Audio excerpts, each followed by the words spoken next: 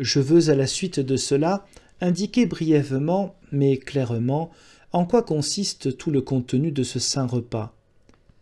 Christ Jésus a enseigné par des paraboles et des paroles très belles, en Jean 6, 33, comment sa parole est une nourriture de l'âme, en disant que sa parole est venue du ciel et donne la vie au monde, comme le pain fortifie le corps, raison pour laquelle il a aussi pris un pain. Car qu'est-ce qui pourrait restaurer plus sûrement l'homme désespéré que la parole de son Créateur?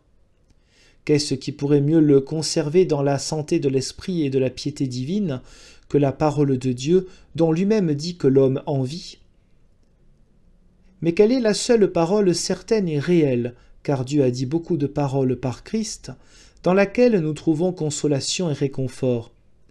C'est que Jésus-Christ a donné son corps pour notre rédemption et son sang pour le lavage et la salubrité de notre âme. Ainsi, l'âme appauvrie ne peut-elle plus rien instaurer, renforcer et conserver, à moins de croire fermement que Christ a souffert la mort pour elle. Rien ne peut non plus la rendre plus heureuse que de croire fermement qu'il nous a lavés et purifiés par son sang, et nous a réunis et réconciliés avec lui, comme par un sacrifice qui lui était agréable. Regarde maintenant qu'est-ce que la nourriture de l'âme et d'autres que la certitude que Jésus-Christ est son sauveur aux yeux de Dieu. C'est pourquoi Christ dit bien en Jean 6, 51 « Le pain que je vous donnerai est mon corps ».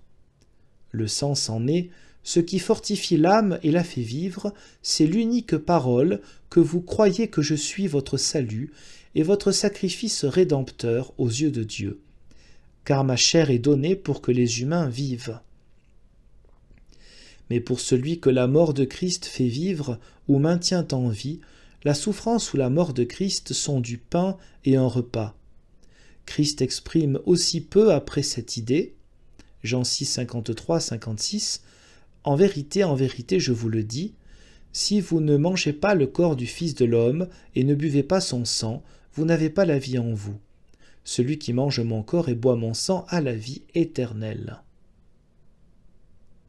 L'idée en est aussi, si vous ne trouvez pas votre consolation dans le corps et le sang de Christ, c'est-à-dire dans sa mort qui est votre vie, il n'y a pas de vie en vous.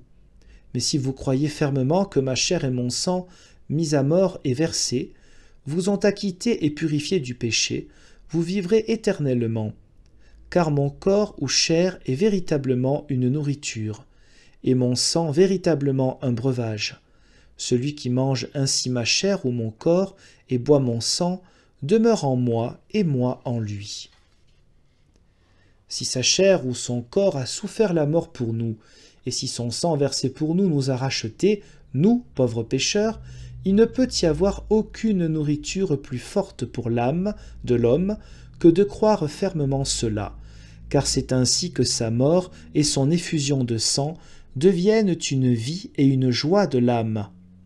Mais que ces paroles de Christ doivent être entendues comme signifiant la parole de la foi sous les mots de la chair et du sang, Christ l'enseigne lui-même dans le même passage. Lorsque quelques-uns des disciples dirent « C'est une parole rude », car ils étaient effrayés de manger son corps qu'ils voyaient là devant eux. Qui peut lui donner suite ? Jésus leur dit « Cela vous fait peur, mais si vous voyez le Fils de l'homme monter là où il était auparavant.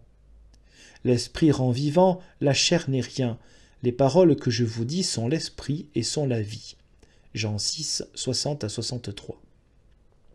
Par ces paroles, Christ a pressenti que les disciples ne croyaient pas encore, ainsi qu'il le dit ensuite, « Il y en a parmi vous qui ne croient pas. » Mais s'ils le voyaient monter au ciel devant leurs yeux, ils rapporteraient certes que rien ne lui est impossible. Ce qu'il leur a dit, ils l'ont compris à propos de manger et de boire corporellement sa chair et son sang, mais ce n'était pas ce qu'ils pensaient. Sa chair et son sang doivent au contraire être compris, si l'âme croit, qu'ils sont pour Dieu le salut, le gage, la caution et le paiement. Il en est ainsi par l'Esprit de Dieu. Il rend croyant le cœur de l'homme, et ainsi l'homme est alors vivant, car la chair telle que l'entendaient à tort les disciples ne sert à rien du tout. Les paroles qu'il leur a dites sont les garants de la vie et de l'esprit. à savoir que son corps ou chair et son sang sont aussi certainement notre vie, que l'homme est certainement maintenu en vie par du pain et de la nourriture corporelle. Oui, si nous croyons fermement, comme souvent annoncé, que sa mort a payé pour nous. Cela dit, brave chrétien, reconnais que le corps et le sang de Christ ne sont rien d'autre que la parole de la foi, à savoir que son corps mis à mort pour nous et son sang versé pour nous, nous ont rachetés et réconciliés avec Dieu. Si nous croyons fermement cela, notre âme est alimentée et abreuvée par le corps et le sang de Christ. De surcroît, pour que l'essentiel du testament soit plus compréhensible pour les simples fidèles, Christ a donné pour son corps un élément consommable, à savoir le pain, et pour son sang une coupe ou un breuvage, de telle sorte que ses fidèles soient affermis dans la foi par un acte visible, de même que dans le baptême, l'immersion ne lave pas le péché, mais que le baptisé croit au salut de l'Évangile, c'est-à-dire en la gracieuse rédemption de Christ. Je dis donc ici avec Christ à celui qui, avant de se rendre à la scène, n'a pas donné foi à sa parole selon laquelle, si nous croyons en lui, c'est-à-dire si nous nous en remettons entièrement à lui, il est notre salut, à celui-là le corps de Christ ne sert absolument à rien. Oui, je dis avec Paul, 1 Corinthiens 11, 29, qu'il mange et boit pour sa propre condamnation. Mais s'il s'y rend à la manière et dans l'intention où Christ en parle, ou l'enseigne ici en Jean 6, il devient vivant. Et s'il est vivant dans la foi, le repas le raffermit. C'est pourquoi aucun pécheur ne doit s'abstenir de ce repas céleste à cause de la grandeur de son péché, car s'il avait commis tous les péchés du monde, la grâce de Dieu est néanmoins encore bien plus grande et plus riche. La nature de cette grâce est de se rendre aimable aux humains par son ampleur. Luc 7, 47, celui à qui il est le plus pardonné aime le plus. Mais qu'il prie Dieu de l'éclairer par l'esprit de sa grâce, afin qu'il ait une pleine confiance en la parole du salut et s'en remette notamment au fait que Christ est notre salut aux yeux de Dieu, etc. Et s'il se rend ensuite à la scène avec une telle foi et bénéficie de l'action visible du corps et sang de Christ, qu'il s'y rende dignement, c'est-à-dire selon la pensée de Christ, et ne laisse aucun enseignement humain l'inciter à éviter ce repas consolateur à cause de ses péchés, sauf s'il ressent en lui-même qu'il n'a pas droitement, réellement et fermement foi en le Seigneur Christ Jésus. Alors, il ne doit pas s'y rendre, car il lui manque la foi. Ce que les théologiens ont imaginé à propos de la transsubstantiation, du vin et du pain, je ne les laisse pas m'en faire une préoccupation. Il me suffit de savoir fermement par la foi que Christ est ma rédemption, la nourriture et la consolation de mon âme. Plus haut, j'ai adressé une pensée au grand serviteur de Dieu, Martin Luther, en montrant comment il appelle le corps et sang de Christ un testament, expression issue en vérité non de sa propre bouche, mais de la bouche de Christ. Et si j'appelle ce repas une remémoration, ce n'est pas là une broutille, car c'est en soi-même un testament. Quant au mot remémoration, il est le nom d'un usage. Donc notre usage n'est pas différent de ce que nous ne cessons de penser, chanter et proclamer à propos de ce que Christ a fait une seule fois, et nous croyons fermement que cette même œuvre de Christ est notre salut. J'ai jusqu'ici un peu laissé de côté ce que pense Luther. Les grands et les puissants de ce monde ont commencé à rendre méprisable et haïssable l'enseignement de Christ répandu sous le nom de Luther, au point donc qu'ils appellent luthérien tout l'enseignement de Christ qui est prêché sur la terre. Même si quelqu'un n'avait encore rien lu de l'action de Luther et s'en tenait à la seule parole de Dieu, il n'hésiterait cependant pas à le traiter de luthérien. Quelque chose du même ordre m'est arrivé. Bien avant que, dans notre contrée, quelqu'un ait entendu le nom de Luther, j'ai commencé à prêcher l'évangile de Christ en l'an 1516. Donc je ne suis jamais monté en chair sans prendre pour moi les mots lus le même matin à la messe comme évangile et les expliquer uniquement en fonction des écrits bibliques.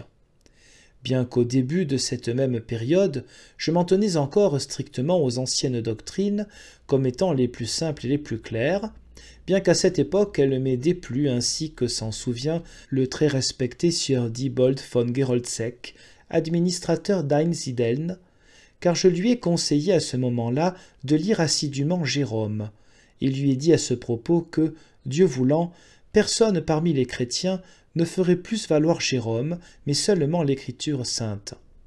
Ce propos l'a fortement irrité parce que je lui recommandais de lire Jérôme et lui signalais en même temps que ce Jérôme n'aurait bientôt plus de pertinence. Ma position était alors que je commençais à percevoir combien Jérôme et d'autres faisaient violence à l'Écriture, bien qu'il les traitait beaucoup plus posément que les sophistes. Mon supérieur susnommé, dont j'ai pris congé en l'an 1518 pour gagner Zurich, dut donc lire Jérôme pour éviter d'abandonner l'écriture, car il prenait alors encore beaucoup de plaisir au latin savant. Lorsqu'ensuite j'ai commencé à prêcher à Zurich en 1519, j'ai signalé au digne sieur, prévôt et membre du chapitre, que je voulais prêcher l'évangile rapporté par Matthieu, sans, Dieu voulant, tous les colifichets humains, et ne les laisser ni m'égarer ni me contester. Au début de cette même année, quand je suis arrivé à Zurich le jour de Saint Jean l'Évangéliste, personne chez nous ne savait quoi que ce soit de Luther, sauf qu'il avait publié sur l'indulgence quelque chose qui m'en a peu appris, car auparavant j'avais été informé de la manière dont l'indulgence est un mensonge et une tromperie par une disputation que le docteur Thomas Wittenbach de Bienne, mon mentor et cher maître, avait soutenu à Bâle, bien que c'ait été en mon absence. Ensuite, l'écrit de Luther m'a peu aidé sur le moment pour les prédications sur Matthieu. Mais dès le début, tous ceux qui désiraient entendre la parole de Dieu vinrent si assidûment à ces prédications que j'en fus moi-même émerveillé.